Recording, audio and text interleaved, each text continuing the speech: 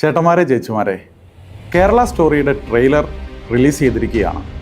അതോടൊപ്പം ഒത്തിരിയേറെ വിവാദങ്ങളും. അതിൽ പ്രധാനപ്പെട്ട വിവാദം ആ സിനിമയിലെ നായിക കഥാപാത്രത്തിന് നിർബന്ധിച്ച് ബീഫ് നൽകുന്ന രംഗമാണ്.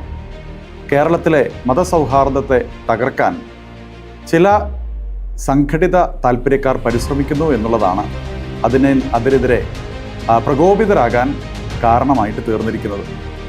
ചോദ്യം ഇതാണ്: ഈ സിനിമ പറഞ്ഞു വയ്ക്കുന്ന പ്രധാന ഇതിവൃത്തം ബീഫാണോ, അതോ കേരളത്തിലും ഭാരതത്തിലും വിവിധ ഇടങ്ങളിൽ ക്രിസ്ത്യൻ ഹിന്ദു പെൺകുട്ടികൾ നിർബന്ധിത മതപരിവർത്തനത്തിന് പ്രണയത്തിൻ്റെ മറവിൽ വിവാഹിതരായി അതിനുശേഷം നിർബന്ധിതമായിട്ട് മതപരിവർത്തനത്തിന് വിധേയരാക്കപ്പെടുന്നുവെന്ന് ഹൈന്ദവ ക്രൈസ്തവ സംഘടനകളും നേതാക്കളും ചൂണ്ടിക്കാണിക്കുന്ന ഒരു വിഷയത്തെ ഒരിക്കൽ കൂടി പൊതുജന സമക്ഷത്തിലേക്ക് എത്തിക്കുകയാണ്.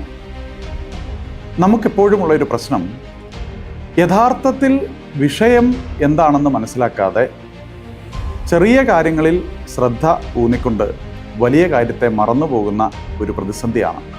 ആ പ്രശ്നം പരിഹരിക്കപ്പെടേണ്ടിയിരിക്കുന്നു. കാരണം യഥാർത്ഥത്തിൽ ചൂഷണം ചെയ്യപ്പെട്ടുകൊണ്ടിരിക്കുന്നവർക്ക് വേണ്ടി സംസാരിക്കാൻ നമുക്ക് ഉത്തരവാദിത്വമുണ്ട്. നീതി എന്ന് പറയുന്നത് അത് അർഹതപ്പെട്ടവനിലേക്ക് എത്തേണ്ടതാണ്.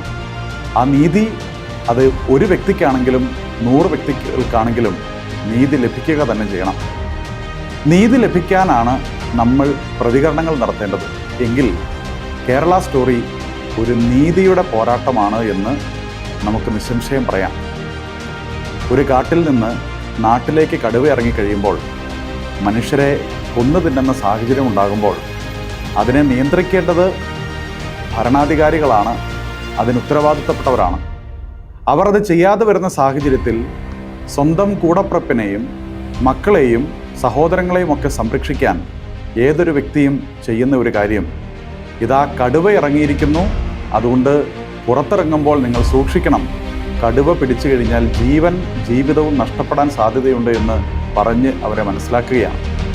കേരള സ്റ്റോറി എന്ന സിനിമ ഒരു തരത്തിൽ ഈ ഒരു ബോധവൽക്കരണമാണ്. കടുവയിൽ നിന്ന് സ്വന്തം പെങ്ങളെയും ഭാര്യയെയും മകളെയും രക്ഷിക്കാൻ നടത്തുന്ന ഒരു ബോധവൽക്കരണം.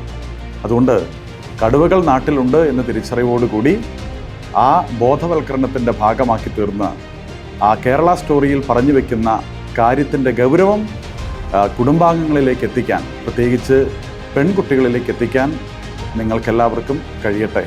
നന്ദി.